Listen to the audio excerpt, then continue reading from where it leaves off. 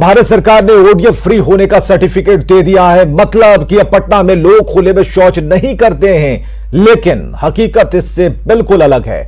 पटना के लोग अभी भी खुले में शौच करने को मजबूर हैं, क्योंकि सड़कों के किनारे भीड़ भाड़ वाले इलाकों में अभी तक शौचालय का निर्माण नहीं हो सका है।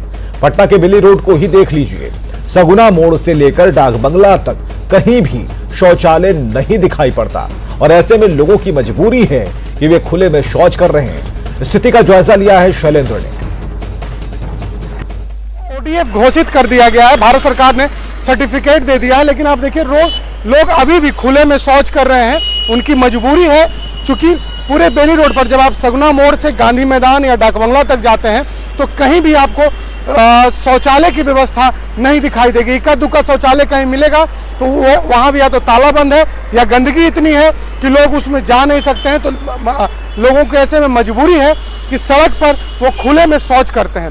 खासतौर पर ये समस्या उन इलाकों में ज़्यादा है जहाँ या तो टेम्पो स्टैंड है, बस पड़ाव है या फिर स्लम बस्तियाँ हैं। उन इलाकों में सबसे ज़्यादा लोग खुले में शौच करते हैं। और देखिए बेली रोड पर इस तस्वीर है, बेली रोड पर जब आप चलेंगे तो कहीं ना कहीं आपको लोग खुले में शौच करते यूं ही आपको मिल जाएंगे। और सबसे बड़ी बात है कि सरकार ने ओडीएफ घोषित तो कर दिया है, कागज पर पटना शहर खुले में शौच मुक्त हो गया है, लेकिन हकीकत आपको जब आप पटना सड़क पर निकलेंगे तभी आपको पता चल पाएगा। अब तैयारी पटना को गार्बेज फ्री करने की भी है, लेकिन सवाल ये उठता है कि जब सिर्फ कागज पर ही खुले में शौच मुक्त पटना हुआ है तो गार्बेज फ्री पटना कैसे होगा। शैलेंद्र, न्यूज़ 18 पटना। मुख्यमंत्री नीतीश कुमार राज्य में जल स्रोतों को बढ़ाने के लिए बिहार के सभी जिलों में तालाब, पईन, कुआं और नदी को उड़ाही कराने के काम कर रहे हैं। वहीं उनके ही गृह जिले नालंदा के बिहार शरीफ में नगर निगम शहर के कूड़े कचरे को उठाकर पईन, तालाब, नदी में डालने भरने का काम कर रहा है, जिससे कि जल स्रोतों पर खतरा मंडरा रहा है। और इतना ही नहीं, कूड़े के ढेर से निकलने वाले धुएं से पर्यावरण को भी नुकसान पहुंच रहा है, लेकिन ना तो राज्य सरकार और ना ही नगर निगम के अधिकारी इस तरफ ध्यान दे रहे हैं। जायजा लिया है अभिषेक कुमार ने। अभी तक कोई विशेष ऐसा कुछ संज्ञान में आया नहीं है। और जहां तक शहर के कूड़े की बात है तो हम लोग जो हम लोगों का लैंडफिल साइट है चक्रसलपुर में, जो हम लोगों को ज़मीन उपलब्ध कराई गई है, तो उसका कुछ पार्शियल हम लोगों ने बाउंड्री वॉल करा दिया है। शेष भी बाउंड्री वॉल कराने के लिए हम लोगों ने निविदा कर दी है, तो शीघ्र ही हम लोग वो पूरा बाउंड्री वॉल करा के और उसको एक लैंडफिल साइट के रूप में डेवलप करेंगे। ये मौजूद है बिहार सिर्फ नगर निगम क्षेत्र में, जहां आप देख सकते हैं कि एक तो मुख्यमंत्री नीतीश कुमार जल स्रोतों को उड़ाही कराने के लिए प्रयासरत हैं और लगातार आदेश दे रहे हैं कि जल स्रोत को बचाया जाए, जिससे कि पर्यावरण संतुलित बना रहे। लेकिन बिहार सिर्फ नगर निगम क्षेत्र में ही नगर निगम के अधिकारियों, कर्मचारियों के द्वारा सभी जल स्रोतों को भरा जा रहा है। अब देख सकते हैं किस तरह से ये जो पैन है सड़क किनारे, उसे भर कर जल स्रोत को बर्बाद किया जा रहा है, पूरी तरह से नेस्ताबूद किया जा रहा है। यहाँ तक कि जो पैन में अभी पानी नज़र आती थी वो आज कचड़े नज़र आ रही है। यहाँ और दिखा सकते हैं दूसरी ओर किस तरह से यहाँ पर जो कचड़ा भर कर पैन को बर्बाद कर दिया गया है, तालाब को बर्बाद कर दिया गया है, नदी को भी बर्बाद कर दिया गया है। वो आने वाले समय पर्यावरण के लिए खतरा है। यहाँ पर और दिखा सकते हैं ये जो हाईवे है, हाईवे किनारे ही इस तरह से मामला चल रही है। नालंदा से न्यूज़ 18 के लिए अभिषेक कुमार की रिपोर्ट। जमुई जिला बने 30 साल हो गए, लेकिन जिस विभाग पर जिले में होने वाली अगलगी को बुझाने की जिम्मेदारी है वो बदहाल है। जमुई जिले के फायर स्टेशन का अपना भवन नहीं है। दूसरे विभाग के पुराने जर्जर भवन में यहां का फायर स्टेशन चलता है, जिसमें कार्यालय की छत टूटकर जमीन पर गिरती रहती है। लोग हादसे के शिकार ना हो जाएं, इसके लिए बरामदे में ही कार्यालय चलता है। फायर स्टेशन की बदहाली और वहां के कर्मियों का जायजा लिया केसी कुंदन ने। अगलगी की घटना घटती है तो आग को बुझाने के लिए जिस कार्यालय और जिन कर्मियों पर जिम्मेदारी होती है वो किस हालात में रहते हैं देख लीजिए।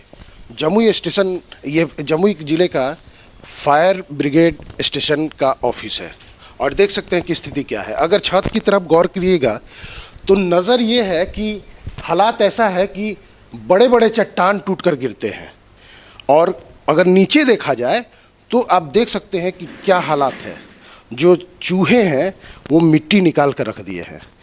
इस कार्यालय में बैठना कितना लोगों के लिए परेशानी होती होगी अंदाज़ा लगाया जा सकता है। ऐसे हालात में जो यहाँ के कार्यालय है वो बाहर चलता है। देख सकते हैं सीधे यहाँ पर जो अग्निशमन जिला अग्निशमन पदाधिकारी हैं, यहाँ पर बैठकर काम कर रहे हैं। बरामदा है। जो फायर ब्रिगेड स्टेशन है उसका आज तक भवन नहीं बना, और बैरक का क्या हाल है, जिन कर्मियों पर मतलब जिम्मेदारी है कि अग्निशमन दस्ते में शामिल रहते हैं, जब आग लगी की घटना होती है तो इन लोगों पर जिम्मेदारी होती है, लेकिन हालात क्या है, किस स्थिति में रह रहे हैं देख सकते हैं। और ये अगर देखा जाए तो ये ऑफिस जो है, ये जो फायर ब्रिगेड में जो हवलदार हैं उनका ये कमरा है या ऑफिस है, जो कहे सो। अब सामने अगर देखिए तो ये जो फायर ब्रिगेड में काम करने वाले लोग, जो कर्मी हैं या फिर जो जवान हैं, बहुत परेशानी होती है। बहुत परेशानी होती है हम लोग को सर, सोने और आने जाने में, लेकिन क्या किया जाए, किसी तरह जनता को सेवा करना ही है। तो हम लोग बहुत अच्छे से यहाँ पर अपना ड्यूटी निभाते हैं और करते हैं, ताकि जनहित के कारण अति न हो, हानि न हो, और हम लोग अपना रहते हैं यहाँ।